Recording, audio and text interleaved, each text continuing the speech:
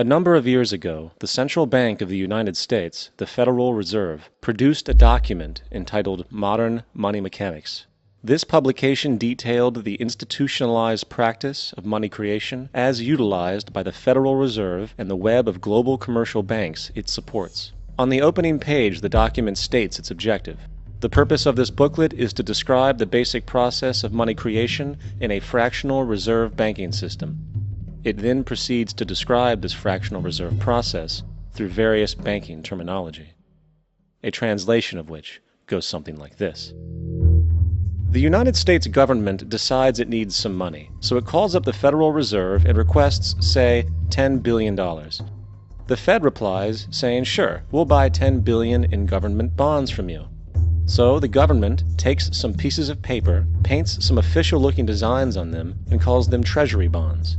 Then it puts a value on these bonds to the sum of $10 billion and sends them over to the Fed. In turn, the people at the Fed draw up a bunch of impressive pieces of paper themselves, only this time calling them Federal Reserve notes, also designating a value of $10 billion to the Fed. The Fed then takes these notes and trades them for the bonds. Once this exchange is complete, the government then takes the $10 billion in Federal Reserve notes and deposits it into a bank account. And upon this deposit, the paper notes officially become legal tender money, adding $10 billion to the U.S. money supply. And there it is. $10 billion in new money has been created. Of course, this example is a generalization, for, in reality, this transaction would occur electronically, with no paper used at all. In fact, only 3% of the U.S. money supply exists in physical currency. The other 97% essentially exists in computers alone. Now, government bonds are, by design, instruments of debt. And when the Fed purchases these bonds, with money it essentially created out of thin air, the government is actually promising to pay back that money to the Fed. In other words, the money was created out of debt. This mind-numbing paradox of how money or value can be created out of debt or a liability will become more clear as we further this exercise. So, the exchange has been made and now $10 billion sits in a commercial bank account. Here's where it gets really interesting. For as based on the fractional reserve practice, that $10 billion deposit instantly becomes part of the bank's reserves, just as all deposits do. And regarding reserve requirements, as stated in Modern Money Mechanics, a bank must maintain legally required reserves equal to a prescribed percentage of its deposits. It then quantifies this by stating, under current regulations, the reserve requirement against most transaction accounts is 10%. This means that with a $10 billion deposit, 10% or $1 billion is held as the required reserve, while the other $9 billion is considered an excessive reserve and can be used as the basis for new loans. Now, it is logical to assume that this $9 billion is literally coming out of the existing $10 billion deposit. However, this is actually not the case. What really happens is that the $9 billion is simply created out of thin air on top of the existing $10 billion deposit. This is how the money supply is expanded. As stated in Modern Money Mechanics, of course they, the banks, do not really pay out loans from the money they receive as deposits. If they did this, no additional money would be created. What they do when they make loans is to accept promissory notes, loan contracts, in exchange for credits, money, to the borrower's transaction accounts.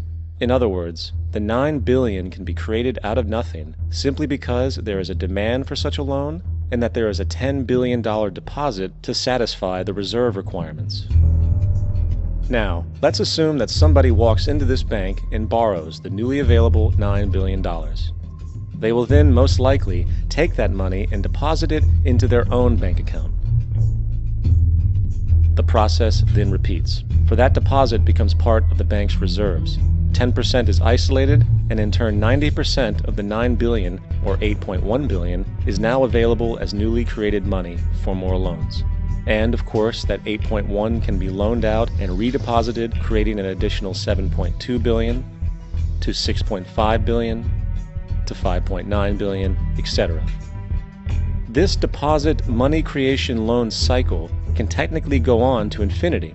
The average mathematical result is that about $90 billion can be created on top of the original $10 billion. In other words, for every deposit that ever occurs in the banking system, about 9 times that amount can be created out of thin air.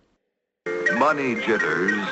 Ask the obliging Bank of America for a jar of soothing instant money, M-O-N-E-Y, in the form of a convenient personal loan. So, now that we understand how money is created by this fractional reserve banking system, a logical yet elusive question might come to mind. What is actually giving this newly created money value? The answer? The money that already exists. The new money essentially steals value from the existing money supply. For the total pool of money is being increased irrespective to demand for goods and services. And as supply and demand finds equilibrium, prices rise, diminishing the purchasing power of each individual dollar. This is generally referred to as inflation, and inflation is essentially a hidden tax on the public. What is the advice that you generally get? And that is, inflate the currency. They don't say debase the currency. They don't say devalue the currency. They don't say cheat the people who are saved. They say lower the interest rates. The real deception is when we distort the value of money, when we create money out of thin air. We have no savings, yet there's so-called capital. So my question boils down to this: how in the world can we expect to solve the problems of inflation, that is, the increase in the supply of money, with more inflation? Of course, it can't. The fractional reserve system of monetary expansion is inherently inflationary. For the act of expanding the money supply, without there being a proportional expansion of goods and services in the economy, will always debase a currency. In fact, a quick glance at the historical values of the US dollar versus the money supply reflects this point definitively, for the inverse relationship is obvious. $1 in 1913 required $21.60 in 2007 to match value. That is a 96% devaluation since the Federal Reserve came into existence. Now, if this reality of inherent and perpetual inflation seems absurd and economically self-defeating, hold that thought, for absurdity is an understatement in regard to how our financial system really operates. For in our financial system, money is debt. And debt is money. Here is a chart of the U.S. money supply from 1950 to 2006. Here is a chart of the U.S. national debt for the same period. How interesting it is that the trends are virtually the same. For the more money there is, the more debt there is. The more debt there is, the more money there is. To put it a different way, every single dollar in your wallet is owed to somebody by somebody. For remember, the only way the money can come into existence is from loans. Therefore, if everyone in the country were able to pay off all debts, including the government, there would not be $1 in circulation.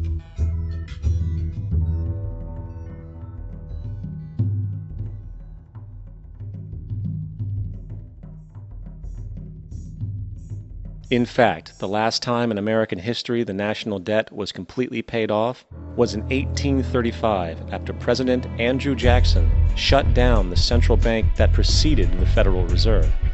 In fact, Jackson's entire political platform essentially revolved around his commitment to shut down the central bank, stating at one point, "The bold efforts the present bank has made to control the government are but premonitions of the fate that awaits the American people, should they be deluded into a perpetuation of this institution or the establishment of another like it."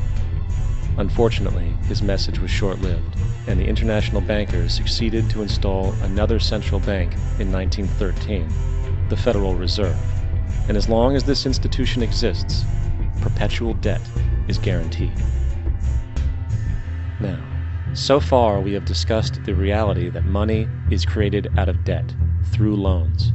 These loans are based on a bank's reserves, and reserves are derived from deposits. And through this fractional reserve system, any one deposit can create 9 times its original value, in turn debasing the existing money supply, raising prices in society.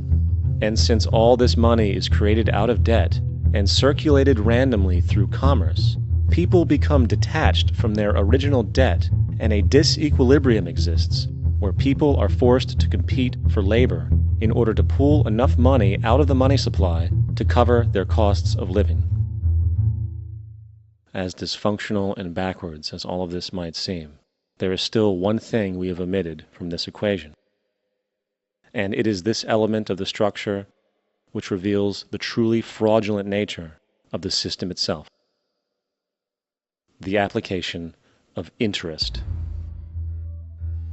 When the government borrows money from the Fed, or when a person borrows money from a bank, it almost always has to be paid back with accrued interest. In other words, almost every single dollar that exists must be eventually returned to a bank with interest paid as well.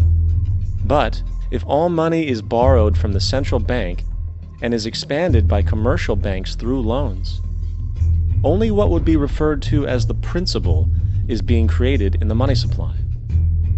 So then, where is the money to cover all of the interest that is charged? Nowhere. It doesn't exist. The ramifications of this are staggering, for the amount of money owed back to the banks will always exceed the amount of money that is available in circulation. This is why inflation is a constant in the economy, for new money is always needed to help cover the perpetual deficit built into the system, caused by the need to pay the interest. What this also means is that mathematically, defaults and bankruptcy are literally built into the system, and there will always be poor pockets of society that get the short end of the stick. An analogy would be a game of musical chairs, for once the music stops, somebody is left out to dry. And that's the point. It invariably transfers true wealth from the individual to the banks. For if you are unable to pay for your mortgage, they will take your property. This is particularly enraging when you realize that not only is such a default inevitable due to the fractional reserve practice, but also because of the fact that the money that the bank loaned to you didn't even legally exist in the first place. In 1969, there was a Minnesota court case involving a man named Jerome Daly, who was challenging the foreclosure of his home by the bank which provided the loan to purchase it. His argument was that the mortgage contract required both parties, being he and the bank, each put up a legitimate form of property for the exchange. In legal language, this is called consideration. Mr. Daly explained that the money was, in fact, not the property of the bank, for it was created out of nothing as soon as the loan agreement was signed. Remember what modern money mechanics stated about loans? What they do when they make loans is to accept promissory notes in exchange for credits.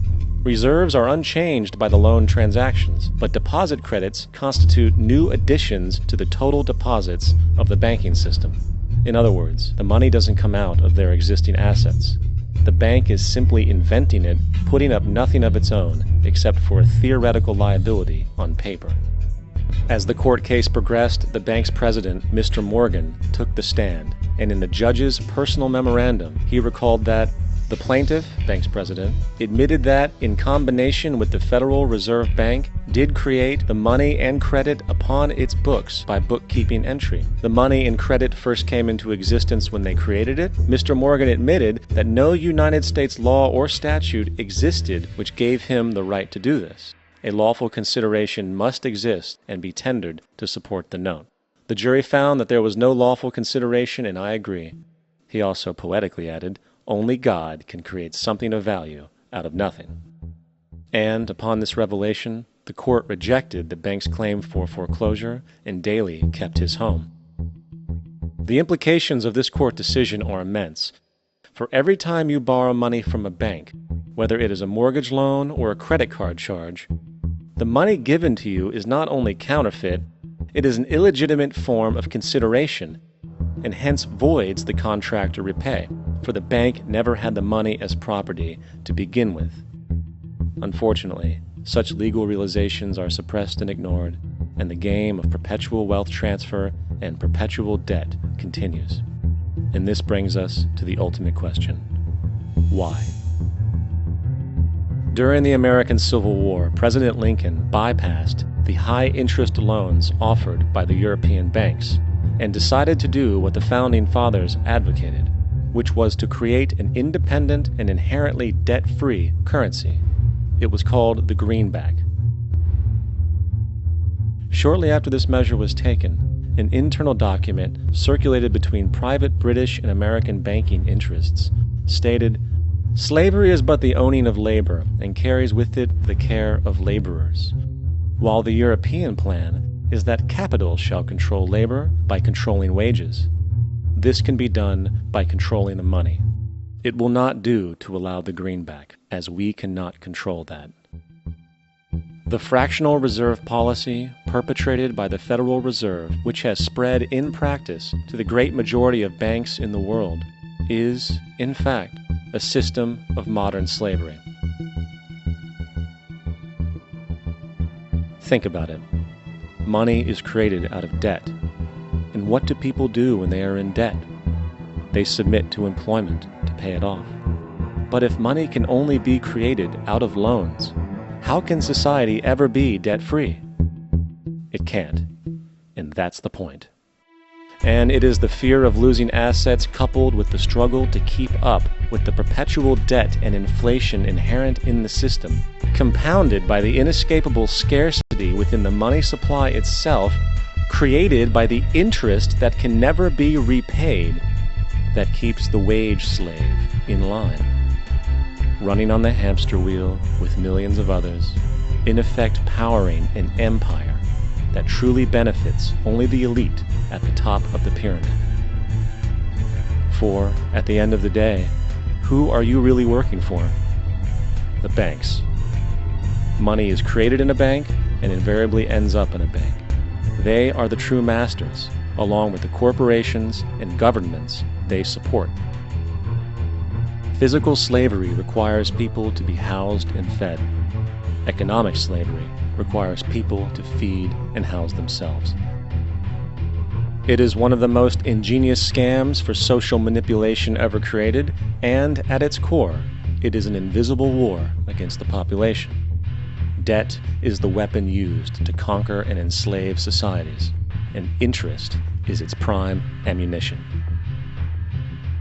And as the majority walks around oblivious to this reality, the banks, in collusion with governments and corporations, continue to perfect and expand their tactics of economic warfare, spawning new bases, such as the World Bank and International Monetary Fund, while also inventing a new type of soldier, the birth of the economic hitman.